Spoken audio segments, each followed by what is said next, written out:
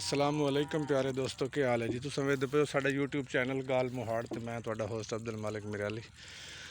अच्छा, असा जी ये गंदम नू पानी ला रहे हैं जी, तो नाल इहदी खाद ही कंप्लीट कर रहे हैं।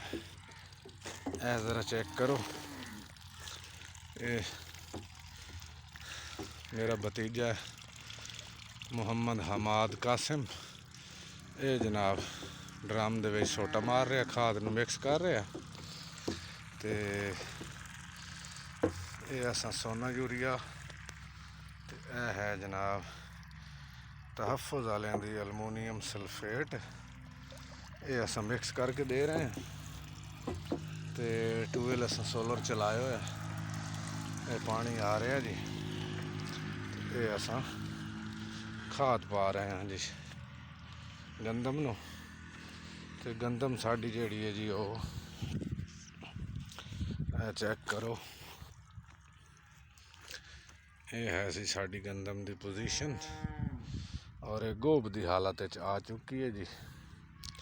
इस वक्त जिहड़ी कोई जगह खुश्क रह गई है उत्थे तकरीबन कोई सिट्टा भी बाहर आया होया,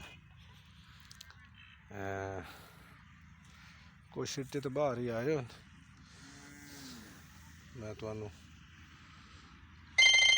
दिखा सकना कोई सिट्टे जेड़ा ना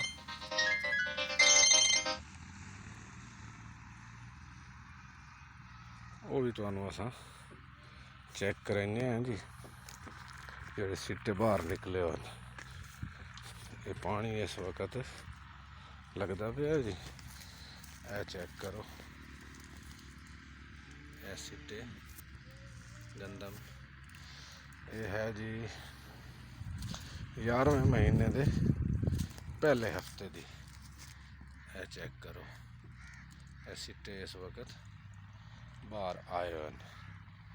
तो असा एदा खाद दी कंप्लीट करें पे हैं, तो बाकी फिर पानी जेड़ा है वो लगते रहसन। अच्छा, मेरा कज़न है जी मार सिकंदर मिराली, मैं ज़रा तुहानू जूम करके विखावा। एक कुत्ता लई वदा जी बोली, ए चेक करो, एक कुत्ते की वर्जिश करवा रहे हैं। अगे आया इत्थे साढ़े कोल 2 मिनट खड़ा रहा। ए चेक करो, एक कुत्ते की वर्जिश करवाइंदा वदा जी। ए सामने एदा घर है, ए कुत्ते की वर्जिश करवा रहा। मैं कहा चलो ये भी दोस्तों नाल विखा दूँ। शुक्रिया जी, साडे चैनल को सबसक्राइब करे सो, घंटी के बटन दबाई सो, बहुत बहुत शुक्रिया।